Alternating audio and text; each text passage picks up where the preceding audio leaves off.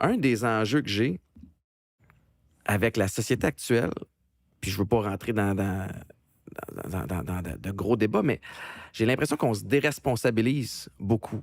Des gens ont été lésés pour telle et telle raison. Les mots blessent. Quelqu'un dit quelque chose qui te déplaît. Tu connais pas la personne. Tu n'as pas de relation avec elle, mais là, ça te blesse puis tu veux réparation. Puis je trouve que ça, c'est courir vers l'échec. Tu peux pas... Le parallèle que je vais faire, ta femme te trompe. Elle t'impose une situation qui te fait mal, mais le fardeau de la suite t'appartient. C'est-à-dire qu'elle ne pourra pas réparer l'erreur. Il y a un bout qu'il faut que tu fasses toi-même, tu sais. Puis je trouve que ça se perd. Puis ce que j'aime du sport, en tout cas, moi, j'ai été coaché à l'ancienne, puis probablement des techniques qui fonctionnent plus aujourd'hui là, avec le Gen Z, mais tu es responsable de tes actions, tu sais. Puis t'as une seule personne à blâmer si ça marche pas, puis c'est toi, tu sais. Fait que c'est quoi ton rapport avec se responsabiliser, tu sais? Ben, c'est que en ce moment, on est dans une phase où les responsabilités, ce n'est pas ça qui est mis de l'avant. Ce qui est mis de l'avant, ce sont des droits. Puis les droits sont corrélés avec les émotions négatives. Donc, on glorifie l'importance des émotions négatives et on assume que si une émotion négative est là, ce n'est pas normal et par conséquent, il y a quelqu'un qui a provoqué ça dans l'environnement. Et donc, il y a par conséquent une dette. C'est-à-dire qu'une émotion négative est corrélée avec une transaction, c'est-à-dire une dette. Mais comme c'est pas clair, tu dois toi-même choisir qui, selon toi, t'en doit une. Oh shit. Donc, c'est une façon économique de dire, puisque je déclare que je souffre et que je déclare que j'en suis victime... Il est entendu que... C'est ça, qu'il doit y avoir... Donc, c'est comme... On m'a vendu l'idée que je n'étais pas supposé avoir mal comme ça. Et par conséquent, cette aberration-là exige une compensation. Donc là, on fait miroiter l'idée que le bien-être, ça a une forme stéréotypée, corrélée à l'absence d'émotions négatives et que des émotions positives. Et que si on n'a pas ça, parce qu'on l'a créé toute pièce, là, c'est quoi ce standard-là, mais on se aperçoit que, sais-tu quoi, il y a bien du monde qui m'en doit une, parce qu'il y a plein de choses injustes, comme la plupart des choses, et pas 100% justes dans la vie. Là. C'est comme, pourquoi j'ai eu un ticket hier, là, j'étais en retard de 1 minute là, au parking, histoire vraie. C'est comme, c'est injuste. C'est comme... L'injustice fait partie de la vie. Puis évidemment, tu en as toutes sortes de formes d'injustice, en as toutes sortes d'amplitudes. Mais à partir du moment où tu as des émotions négatives, maintenant, automatiquement, c'est d'aller regarder à l'extérieur sur « Ah, c'est qui a une dette envers moi qui doit me rembourser ça? » Et donc, on est dans une quête de démonstration de remboursement. Mais si on veut jouer à ça, on joue à un jeu extrêmement dangereux parce que dans la vie, tu peux pas vraiment quantifier exactement, la proportion d'émotions négatives, la masse de compensation qu'on doit avoir, le début et la fin de la compensation. Qui te le doit, jusqu'à où, jusqu'à quand tu peux remonter dans le passé, de dire, sais-tu quoi? Moi, ma souffrance aujourd'hui, moi, je calcule qu'elle vient de v'là 500 ans.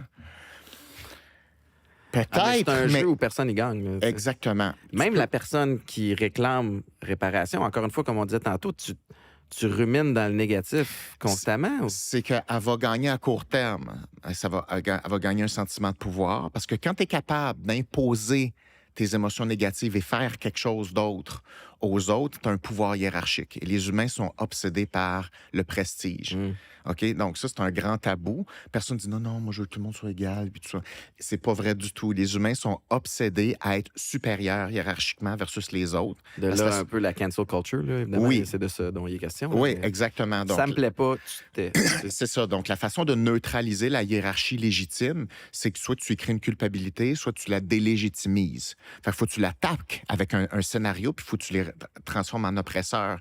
Et si la masse y croit, et là, tu viens d'augmenter ton statut social et tu viens de destituer. Ouais. Donc, ce sont des jeux de pouvoir, les jeux de déresponsabilisation. Mais une chose qui est sûre, c'est que ça détruit ton tissu social au complet. Et on n'est pas en train de créer des relations. On n'est pas en train de construire un demain qui est meilleur. On n'est pas en train de dialoguer non plus. Tu sais. Non. exactement. Ce sont des guerres.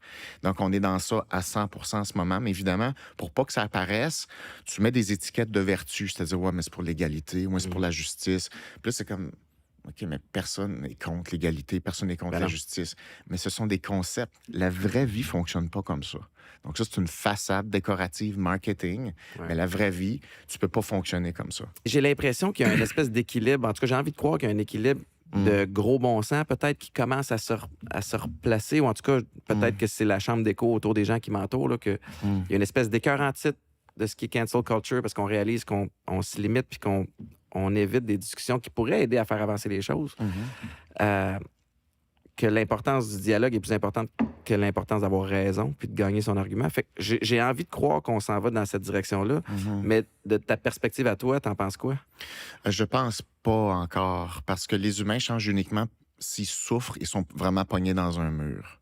Donc, tant qu'on n'aura pas souffert beaucoup, beaucoup plus que ça, et on ne sera pas dans un mur économique et social beaucoup plus que ça va rester comme ça. C'est dans le sens que la façon que ça marche, les humains maintiennent leur comportement tant qu'il y a le renforcement. Et en ce moment, c'est encore renforcé. C'est-à-dire, si tu joues la victime ou si tu nommes l'oppresseur, tu vas tirer ton épingle du jeu encore parce que c'est ce qui est valorisé au Canada. Le système canadien est fait comme ça.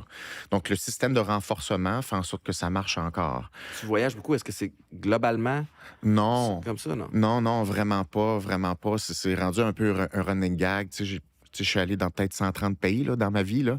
Puis, tu sais, il y a des pays que, quand je commençais à voyager, on disait « Ah, ça, c'est du pays du tiers-monde. Ils font pitié. » là. Puis là, quand tu es rendu là, tu fais comme... Ben, ils font pas si pitié que ça. Là. Il y a plein de choses qui font très, très bien. Puis tu commences à parler du Canada, puis c'est rendu le monde qui disent « Oh boy, le Canada, c'est pas facile, hein?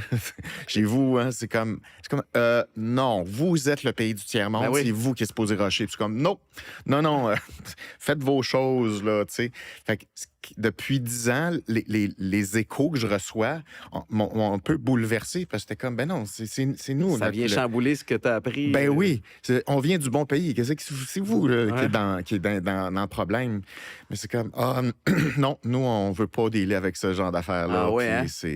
Fait que Ça, c'est challengeant quand même de te faire... c'est challengeant, puis ça pince le cœur de dire, ah, mais non, je viens d'une bonne place. Là, puis, tu sais, de plus en plus, tu te rends compte que c'est vrai qu'il y a des choses qui ont changé beaucoup. Puis c'est vrai que c'est pas le Canada, tu sais, peaceful, ouvert.